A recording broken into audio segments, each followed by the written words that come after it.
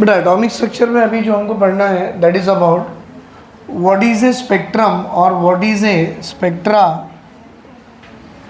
And what is a different what you can say hydrogen spectrum based on this particular spectra.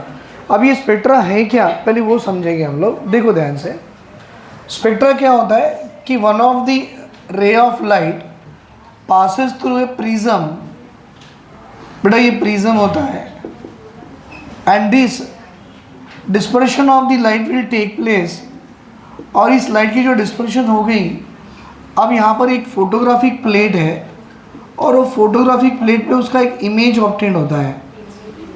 बेटा जो image यहाँ पर obtain होगा that image is called as a spectrum. अगर ज़्यादा image आ जाए तो we can call it as a spectra. अच्छा बेटा ये जो स्पेक्ट्रम है ना, इसमें से हम दो चीज़ें निकाल सकते हैं। कैसे हो सकता है ये वाला स्पेक्ट्रा या स्पेक्ट्रम या तो लाइन होगा और ये वाला स्पेक्ट्रा या स्पेक्ट्रम या तो बेटा ये बैंड होगा। तो ये जो लाइन स्पेक्ट्रम जो आपको आते हैं ना, it is only and only given by atoms. बेटा एटम से बनने वाला जो स्पेक्ट्रम है वो हमेशा लाइन स्पेक्ट्रम होते हैं, और मॉलिक्यूल से बनने वाले जो स्पेक्ट्रा होते हैं या स्पेक्ट्रम होते हैं they are always with the band spectra.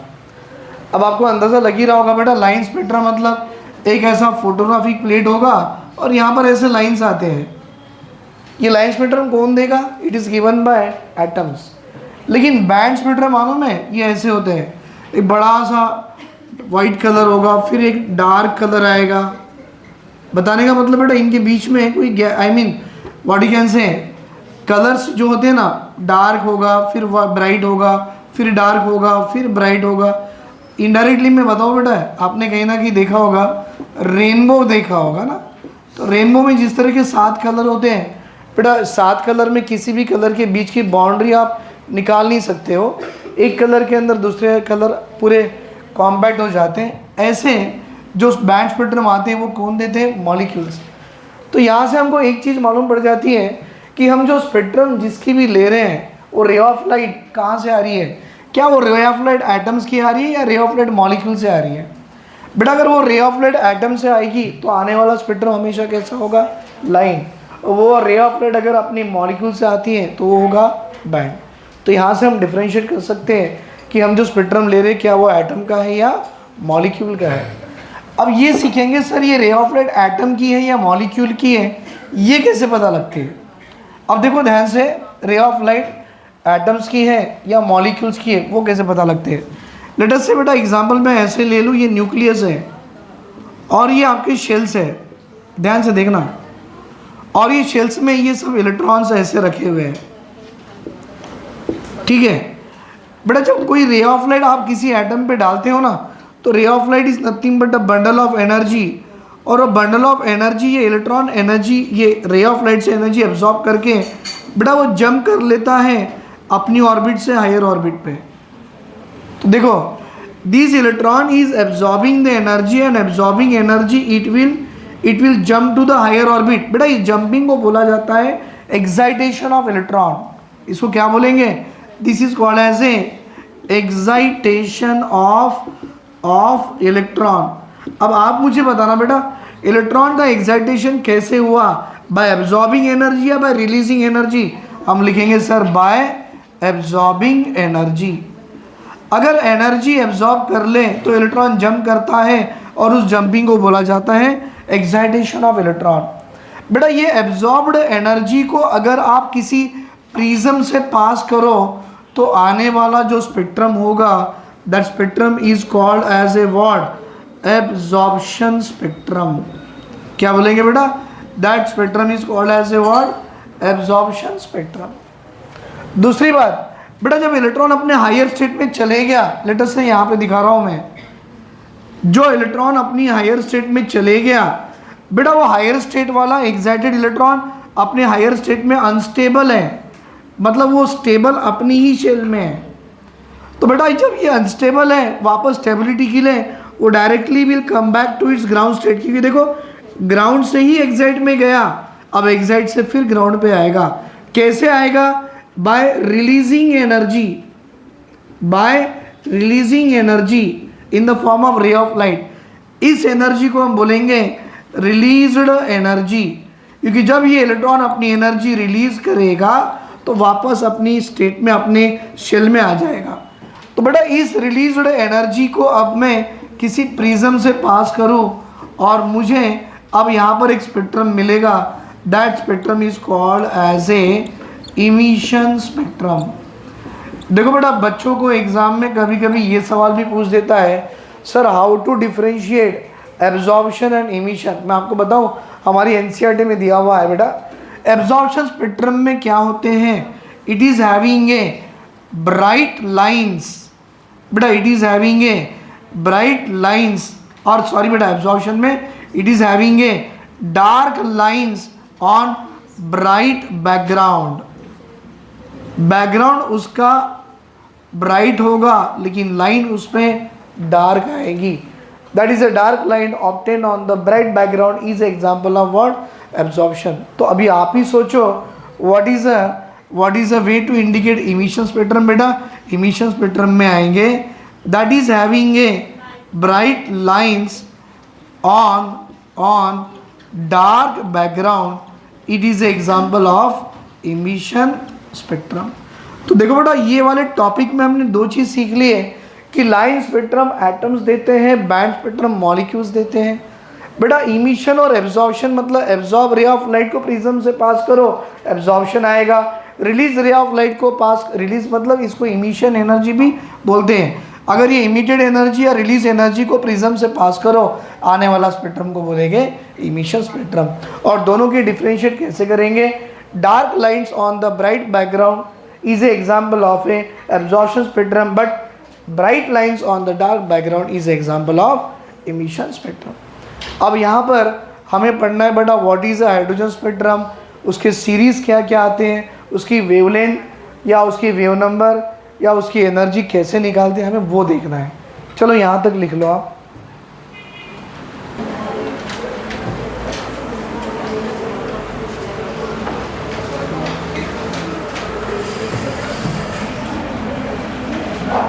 बेटा ये हाइड्रोजन स्पेक्ट्रम देखो कैसे बनाया मैंने, 1 2 3 4 5 6 7, 7 to 1, 6 to 1, 5 to 1, 4 to 1, 3 to 1, 2 to 1। फिर यहाँ से 7 to 2, then 6 to 2, 5 to 2, 4 to 2, 3 to 2, फिर 7 to 3, 6 to 3, 5 to 3, 4 to 3, 7 to 4, 6 to 4, 5 to 4, 7 to 5, 6 to 5, 7 to 6। बेटा ये group of line it was first observed by Lyman, so it should be called as a Lyman series. Group of line first observed by Balmer, then it should be called as a Balmer series. Paschen ने observe किया तो Paschen series, फिर ये bracket ने पता किया तो उसका नाम दे दिए Brackett series. Lyman Balmer Paschen Brackett, और ये फंड ने पता है पी इज साइलेंट, तो ये आ गई फंड सीरीज। अच्छा बेटा ये सीरीज कौन सी रीजन में पाई जाती है, तो Lyman series was observe in the ultraviolet region, Balmer ये विजिबल रीजन में पाई जाती है, Paschen it is in near infrared, Brackett middle of the infrared या इंफ्रारेड बोले तो भी चलेगा, और ये इंफ्रारेड से बहुत दूर that is a far IR region में पाई जाती है। बेटा यहाँ से किसी भी स्पेक्ट्रल लाइन की अगर आपको वेव नंबर निकालनी है तो wave number is equal to 1 by wavelength, it is equal to R बेटा into 1 by n1 square minus 1/n2 square into Z square. बेटा Z is the atomic number, और ये जो आपको आर दिख रहा है ना, R, this is called as a Rydberg's constant. और बेटा उसकी जो वैल्यू होती है 109677 सेंटीमीटर इनवर्स, या कभी कैलकुलेशन करते वक्त में 1/r आ जाए तो 912 एंगस्ट्रॉम लगा दो, वो भी उसकी वैल्यू है, डायरेक्ट कन्वर्जन हो जाता है। अब ये आपको मालूम वेव नंबर है, ये मालूम वेवलेंथ है। What is n1 and n2? बेटा ये n1 और n2 के लिए आपको एक यहाँ पर चार्ट बनाना पड़ेगा। व्हाट इज दैट कि what are the series we have seen. पहली वाली लाइमन, दूसरी Balmer, then Paschen, then Brackett, और आखिरी में एक फंड। ये सीरीज है। बेटा ये सीरीज कौन सी रीजन में पाई जाती है, अभी हम डायग्राम में देखें। बेटा it is in ultra violet, this one in visible, then near IR, ये आती है मिडल IR, और ये आती है फार IR, रीजन में पाई जाती है। अच्छा ये सारे सीरीज के लिए आपकी n1 की वैल्यू क्या होगी? देखो बेटा लाइमन कहाँ पर पाए जाते हैं, n = 1 पे, तो लाइमन के लिए n1 की वैल्यू 1 होगी। अच्छा सारे बाल्मर कहाँ पाए जाते हैं, n = 2, तो सारे बाल्मर की n1 की वैल्यू 2, पास्चन की n1 की वैल्यू 3, ब्रैकेट की n1 की वैल्यू 4, फंड की n1 की वैल्यू 5। बेटा अगर n1 आ जाए तो n2 ऐसे लिखते हैं, 1 के बाद 2 3 4। बाल्मर में n1 की वैल्यू 2 आ गई तो n2 की वैल्यू 2 के बाद 3 4 5, 3 के बाद 4 5 6, after 4 5 6 7, after 5 6 7 8 and so on.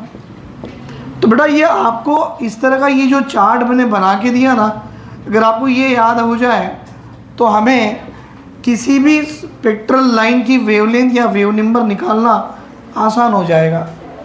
तो यहाँ तक लिख लो बेटा, मैं आपको इसे कुछ कैलकुलेशन करा के देता हूँ, note down up two year.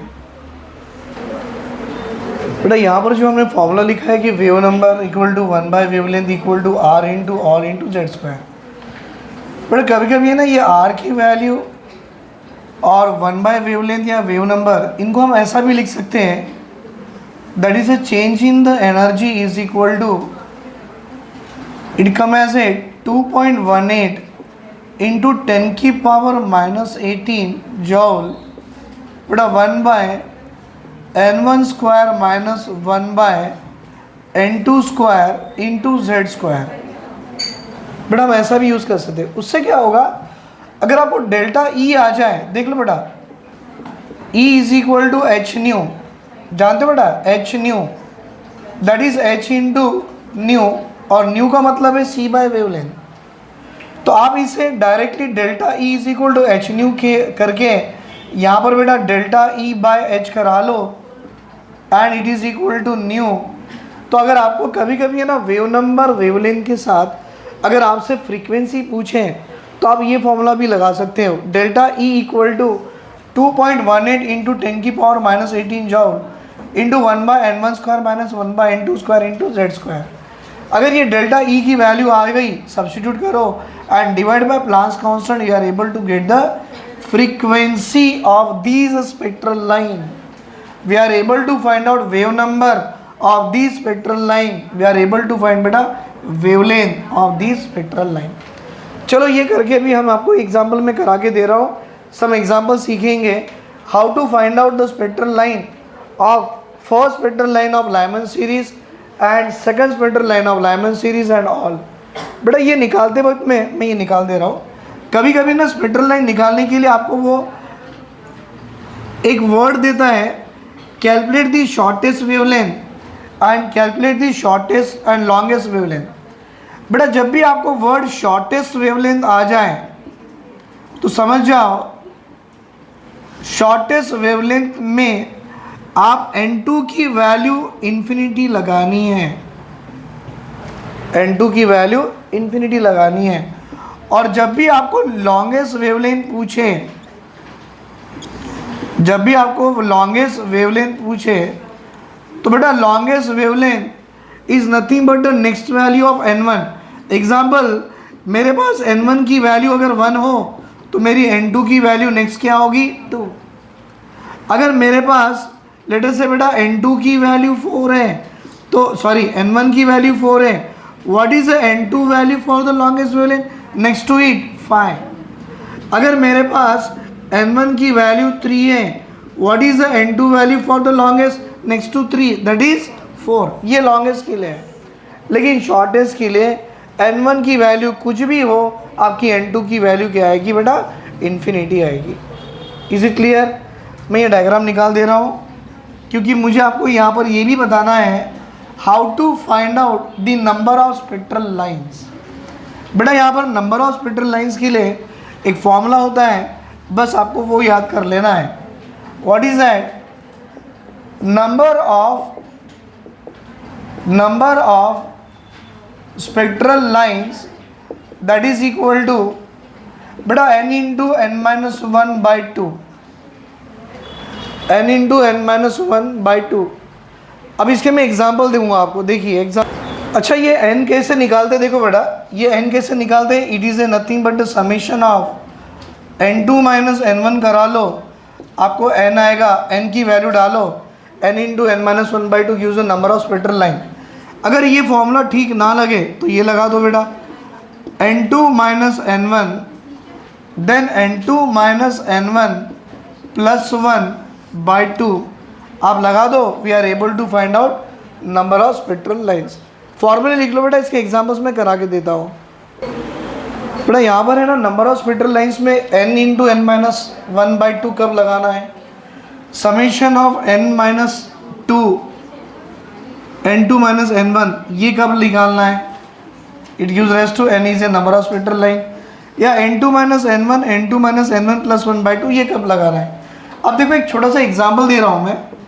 बेटा मेरे पास ये स्पेक्ट्रल लाइन इस तरह से दी गई है, 1 देन 2 देन 3 और ले लो 4, और मैं बोल रहा हूँ कि यहाँ से इलेक्ट्रॉन 4 से 1 पे आ रही है, 4 से 1, 3 to 1, 2 to 1, 4 to 2, 3 to 2, 4 to 3। बोलो ये देख के आपको इतना तो लग रहा कि नंबर ऑफ स्पेक्ट्रल लाइंस कितने हैं, कितने काउंट करो बेटा, 1 2 3 4 5 6 आ रहे हैं ना। ये डायग्राम को देख के 6 तो आ रहे हैं। फॉर्मूले कैसे निकालना है, अगर मुझसे बोला गया कि इलेक्ट्रॉन की ट्रांजिशन हो रही है कहाँ से बेटा, n इक्वल टू 4 से n इक्वल टू 1 पे अगर हो रही है तो नंबर ऑफ स्पेक्ट्रल लाइंस कैसे निकालेंगे। Let us go with this formula. बेटा ये जो n है ना, ये वाला जो n है, it is a larger value, it is a larger value. बोलो लार्जर वैल्यू 4 है कि 1 है, 4, तो बेटा ये आ गया 4 into 4 minus 1 by 2, 4 into 3 by 2, 12 by 2, कितनी आ रही 6, सही है। अच्छा यहाँ पर आइए, ये वाला सेकंड फॉर्मूला ये दिख रहा है ना, ये वाला बेटा ये समेशन ऑफ n2 की वैल्यू 4 है और n1 की वैल्यू 3 है, कितनी आ रही, that is n2 minus n1, sorry बेटा n2 n1 की वैल्यू 1 है क्योंकि आपका ट्रांजिशन ऑफ इलेक्ट्रॉन 4 से 1 को हो रहा है। अच्छा 4 माइनस 1 कितनी होती है 3, समेशन ऑफ 3 कैसे लिखते हैं मालूम, पहले 3 उसके बाद 2 उसके बाद 1, 3 प्लस 2 5 प्लस 1 6, बेटा ये भी सही है। और ये फॉर्मूले में देखो मैं डालूँ number of spectral line, n2 क्या थी 4 माइनस n1 क्या है 1, ब्रैकेट में n2 4 n1 1 plus of 1 by 2 करा लो, बेटा कितनी आ रही है बाय 2 करा लिया। अब आप ही बताइए 4 माइनस 1 3, 4 माइनस 1 3, 3 प्लस 1 4 बाई 2, 4 थी सर 12 बाई 2, ये भी कितने आ रही 6 स्पेक्ट्रल लाइन। मतलब ये अलग अलग फॉर्मूले, लेकिन एक बात बताओ बेटा, ये सब फॉर्मूले कब लगेंगे, जब आपका इलेक्ट्रॉन डायरेक्टली 4 से 1 पे आ रहा है। तो अगर सोचो आपका इलेक्ट्रॉन 4 से 2 पे आ गया तो फॉर्मूला क्या लगाएंगे, उसके बारे में सीखेंगे। पहले ये नोट डाउन कर लो बेटा, इलेक्ट्रॉन अगर ग्राउंड स्टेट में ना आ जाए, डायरेक्टली वो आ रहा है 4 से 2 पे। देखो बेटा 4 से 2 पे कैसे आता है, ये रहा 4 से डायरेक्टली 2 पे 1, फिर 3 से 2 पे एक, 2 हो गए, और 4 से 3 पे कितने, 3 आ रहे हैं। ऐसे केसेस में आपने जो फॉर्मूला लगाना है वो लगाना है summation of n2 minus n1 वाला। बेटा n2 कितनी है 4, n1 कितनी है 2, कितना आ रहा, समेशन ऑफ 2, क्या लिखते बेटा 2 के बाद 1, that is equal to number of spectral line is equal to 3 spectral lines. तो जब भी आपको ग्राउंड स्टेट में ना देना बेटा तो ये फॉर्मूला लगाओ। अब एग्जांपल ये ट्राई करो, हमारी ट्रांजिशन ऑफ इलेक्ट्रॉन हो रही है 7 से और बेटा आ रही है 5 पे, बोलो नंबर ऑफ स्पेक्ट्रल लाइंस कितनी आएंगी? 3।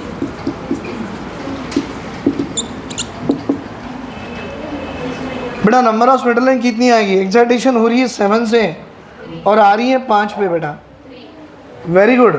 तो मैं लगा दूँ summation of n2 minus n1 summation of 7 minus 5 कितनी हो रही, 2, कितना रहा बेटा 2 के plus 1, that is number of spectral line is equal to 3 spectral line. चलो और एक ट्राई करो बेटा, आपका इलेक्ट्रॉन की एक्साइटेशन 7 से हो रही है और वो आ रही है 2 पे, 7 से 2 पे आ गई, बोलो नंबर ऑफ स्पेक्ट्रल लाइंस कितने आएंगे फटाफट, very good 15। Summation of 7 minus 2 कितनी आ रही, समेशन ऑफ 5 का मतलब 5 भी होंगे, 4 भी होंगे, 3 भी होंगे, 2 भी होगा, 1 होगा, 5 प्लस 4 9, 9 प्लस 1 10, 10 प्लस 5 कितनी आ रही बेटा 15 spectral lines was obtain. I hope आप बच्चों को नंबर ऑफ स्पेक्ट्रल लाइंस निकालना सीख गए आप लोग, है ना। चलो बेटा अब हम देखेंगे नेक्स्ट क्लास में देखेंगे how to find out the wavelength and wave number और frequency of any spectral lines, right. Thank you बेटा।